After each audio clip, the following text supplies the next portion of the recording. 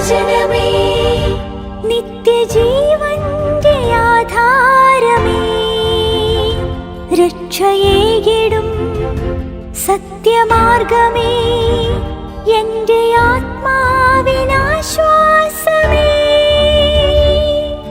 വചനം വചനം വചനം.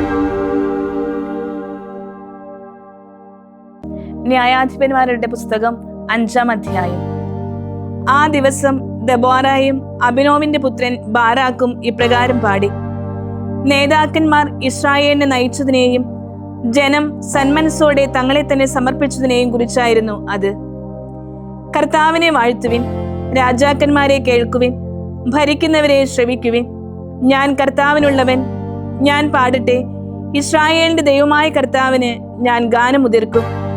കർത്താവെ, അങ്ങ് സേരിൽ നിന്ന് പുറപ്പെട്ടപ്പോൾ, ഏദോം പ്രദേശത്ത് നിന്ന് മുമ്പോട്ട് നീങ്ങിയപ്പോൾ ഭൂമി കുലുങ്ങി, ആകാശം പെയ്തിറങ്ങി.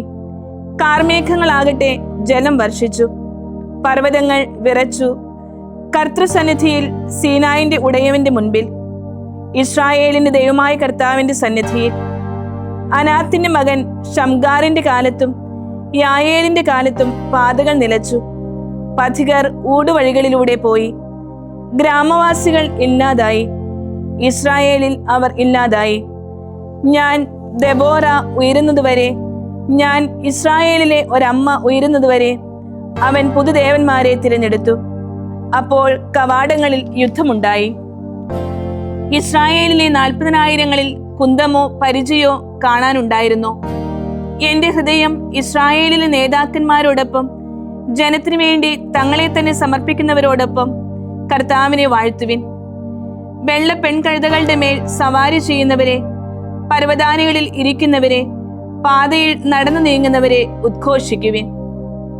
വില്ലാളികളുടെ ശബ്ദത്തിൽ നിന്ന് അകന്ന് നീർപ്പാത്തികൾക്കിടയിൽ അവിടെ കർത്താവിന്റെ നീതി, ഇസ്രായേലിലെ ഗ്രാമീണർക്കുള്ള നീതി അവർ അറിയിക്കുമായിരുന്നു. അപ്പോൾ കർത്താവിന്റെ ജനം കവാടങ്ങളിലേക്ക് ഇറങ്ങി വന്നിരുന്നു. ഉണരൂ, ഉണരൂ ദെബോര, ഉണരൂ, ഉണരൂ, ഗാനമാലപിക്കൂ.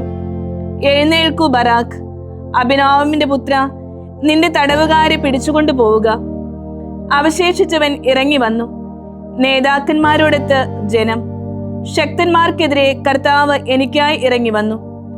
ബെഞ്ചമിൻ തങ്ങളുടെ വേര് അമലേക്കിലുള്ളവർ, എഫ്രായിമിൽ നിന്ന്, സേനാധിപതികളിൽ നിന്ന്, മാഖീറിൽ നിന്ന്, സൈന്യാധിപന്റെ ദണ്ഡ് വഹിച്ചവർ സെബുലൂണിൽ നിന്ന് നിന്റെ പുറകെ നിന്റെ ജനത്തോടൊപ്പം ഇറങ്ങി വന്നു.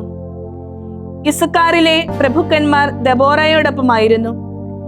ഇസാക്കറിനെ പോലെ ബറാക്കും, അയാളുടെ കാലടികളിൽ അവൻ താഴ്വരയിലേക്ക് അയക്കപ്പെട്ടു.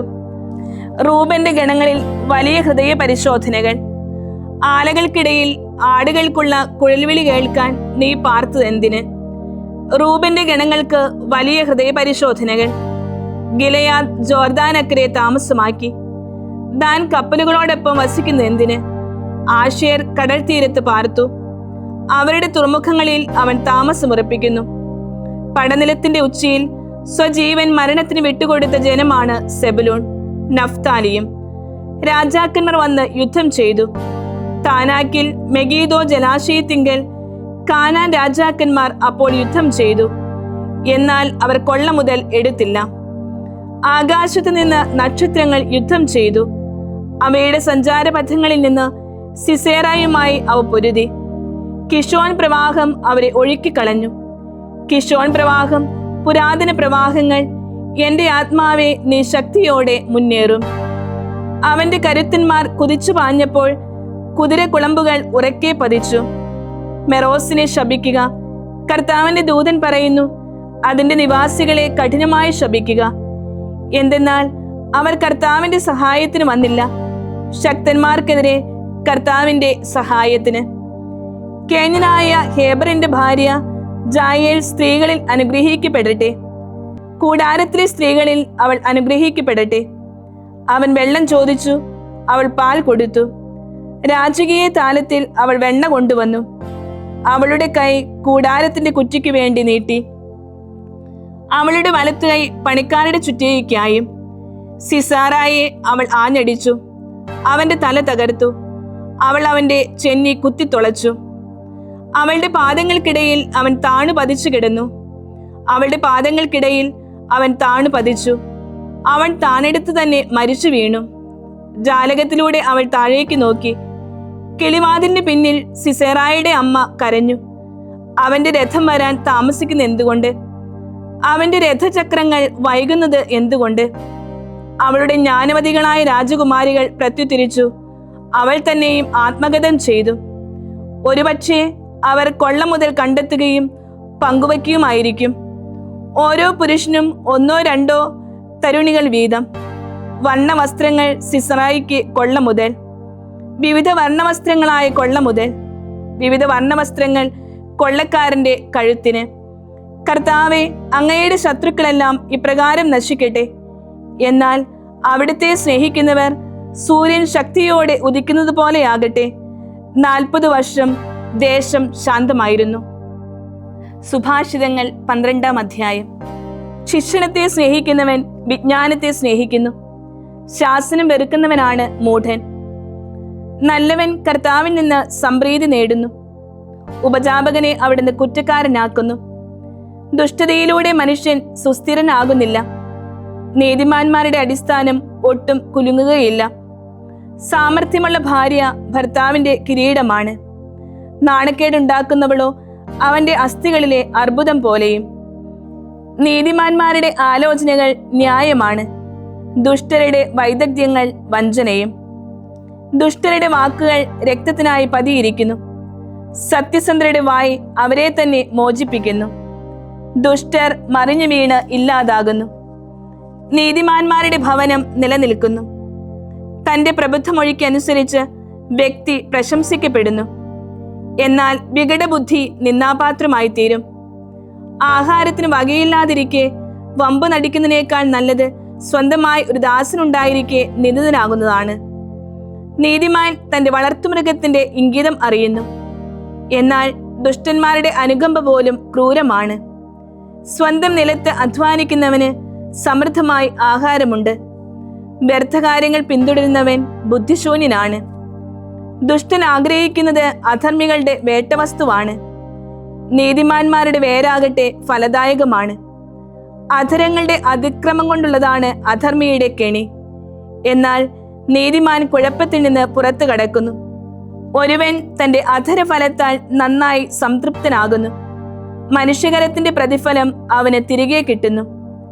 വിഡ്ഢിയുടെ മാർഗം സ്വന്തം ദൃഷ്ടികളിൽ ശരിയാണ്. ജ്ഞാനിയാകട്ടെ ഉപദേശം ശ്രവിക്കുന്നു. വിഡ്ഢിയുടെ നീരസം അതേ ദിനം പ്രകടമാകും. നിന്ദനം മറച്ചു വയ്ക്കുന്നവനാണ് കുശാഗ്രബുദ്ധി. സത്യം ഒഴിയുന്നവൻ വിവരിക്കുന്നതാണ് നീതി. കാപട്യങ്ങളുടെ സാക്ഷ്യമാകട്ടെ വ്യാജവും. വാളിന്റെ പ്രഹരങ്ങൾ പോലെ അലസഭാഷണം നടത്തുന്നവരുണ്ട്. ജ്ഞാനികളുടെ ഭാഷ മുറിവുണക്കുന്നതാണ്. സത്യത്തിന്റെ അധരം എന്നേക്കും സുസ്ഥാപിതമാണ്. വ്യാജത്തിന്റെ നാവ് ക്ഷണനേരത്തേക്കേ ഉള്ളൂ. തിന്മ നനയ്ക്കുന്നവരുടെ ഹൃദയത്തിൽ കള്ളത്തരമുണ്ട്. സമാധാനം ഉപദേശിക്കുന്നവർക്ക് സന്തോഷവും. നീതിമാന് ഒരു അനർത്ഥവും സംഭവിക്കുകയില്ല. ദുഷ്ടർ ദൗർഭാഗ്യപൂരിതരാണ്. കാപട്യത്തിന്റെ അധരങ്ങൾ കർത്താവിന് മ്ലേച്ഛതയാണ്. വിശ്വസ്തത പ്രവർത്തിക്കുന്നവരാണ് അവിടുത്തെ പ്രീതിപാത്രങ്ങൾ. കുശാഗ്രബുദ്ധിയായ മനുഷ്യൻ വിജ്ഞാനം മറച്ചു വെക്കുന്നു. ഭോഷന്മാരുടെ ഹൃദയം വിഡ്ഢിത്തം വിളിച്ചു പറയുന്നു. സ്ഥിരോത്സാഹികളുടെ കൈ ഭരണം നടത്തും. അലസത അടിമവേലയ്ക്ക് നിമിത്തമാകും. ഒരുവന്റെ ഹൃദയത്തിൽ ഉത്കണ്ഠയുള്ളപ്പോൾ അവൻ അതിനെ കുമ്പിടുന്നു. എന്നാൽ അവൻ അതിനെ സന്തോഷമാക്കുന്നതാണ് നല്ല കാര്യം. നീതിമാൻ തന്റെ സുഹൃത്തിനെ വഴി നയിക്കുന്നു. ദുഷ്ടരുടെ മാർഗം അവരെ വഴിതെറ്റിക്കുന്നു. അലസന് തന്റെ ഇരയെ പിടികിട്ടുകയില്ല. സ്ഥിരോത്സാഹി മനുഷ്യന്റെ അമൂല്യമായ സമ്പത്താണ്. നീതിയുടെ പാതയിലാണ് ജീവൻ. അതിന്റെ സഞ്ചാര വഴി മരണമല്ല. വിശുദ്ധ ലൂക്കായുടെ സുവിശേഷം 14-ാം അധ്യായം 25 മുതൽ 35 വരെയുള്ള തിരുവചനങ്ങൾ. വലിയ ജനക്കൂട്ടം അവനോടുകൂടെ പോകുകയായിരുന്നു. അവൻ തിരിഞ്ഞ് അവരോട് പറഞ്ഞു, സ്വന്തം പിതാവിനെയും മാതാവിനെയും ഭാര്യയെയും മക്കളെയും സഹോദരന്മാരെയും സഹോദരിമാരെയും എന്നല്ല, സ്വജീവനെ തന്നെയും ദ്വേഷിക്കാതെ എൻ്റെ അടുത്ത് വരുന്ന ആർക്കും എൻ്റെ ശിഷ്യരായിരിക്കുവാൻ സാധിക്കുകയില്ല. സ്വന്തം കുരിശു വഹിക്കാതെ എൻ്റെ പിന്നാലെ വരുന്നവന് എൻ്റെ ശിഷ്യനായിരിക്കുവാൻ കഴിയുകയില്ല. ഗോപുരം പണിയാൻ ആഗ്രഹിക്കുമ്പോൾ അതിൻ്റെ പൂർത്തീകരണത്തിനുള്ള വക തനിക്കുണ്ടോ എന്ന് ഇരുന്ന് അതിൻ്റെ ചെലവ് ആദ്യമേ കണക്കുകൂട്ടി നോക്കാത്തവൻ നിങ്ങളിൽ ആരുണ്ട്? അല്ലെങ്കിൽ അടിത്തറ ഇട്ടുകഴിഞ്ഞ് പണി മുഴുവനാക്കാൻ കഴിയാതെ വരുമ്പോൾ കാണുന്നവരെല്ലാം അവനെ ആക്ഷേപിക്കാൻ തുടങ്ങും. അവർ പറയും, ഈ മനുഷ്യൻ പണി തുടങ്ങി, പക്ഷേ മുഴുവനാക്കാൻ കഴിഞ്ഞില്ല. അല്ലെങ്കിൽ രാജാവിനോട് യുദ്ധം ചെയ്യാൻ പോകുമ്പോൾ 20,000 വരുന്നവനെ 10,000 കൊണ്ട് നേരിടാനാകുമോ എന്ന് ആദ്യമേ ഇരുന്ന് ആലോചിക്കാത്തത് ഏതു രാജാവാണ്? അത് സാധ്യമല്ലെങ്കിൽ അവൻ ദൂരത്തായിരിക്കുമ്പോൾ തന്നെ ദൂതന്മാരെ അയച്ച് സമാധാനത്തിന് അപേക്ഷിക്കും. ഇതുപോലെ സ്വന്തമായുള്ളതെല്ലാം ഉപേക്ഷിക്കാതെ നിങ്ങളിൽ ആർക്കും എൻ്റെ ശിഷ്യനാകുക സാധ്യമല്ല. ഉപ്പ് നല്ലത് തന്നെ, പക്ഷേ ഉറകെട്ടുപോയാൽ എങ്ങനെ ഉറ കൂട്ടും? അത് നിലത്തിനോ വളത്തിനോ ഉപകരിക്കുകയില്ല. മനുഷ്യനത് പുറത്തെറിഞ്ഞു കളയുന്നു. കേൾക്കാൻ ചെവിയുള്ളവൻ കേൾക്കട്ടെ. ദൈവവചനമേ, നിത്യജീവന്റെ ആധാരമേ, രക്ഷയേകിടും സത്യമാർഗമേ, എൻ്റെ ആത്മാവിനാശ്വാസം.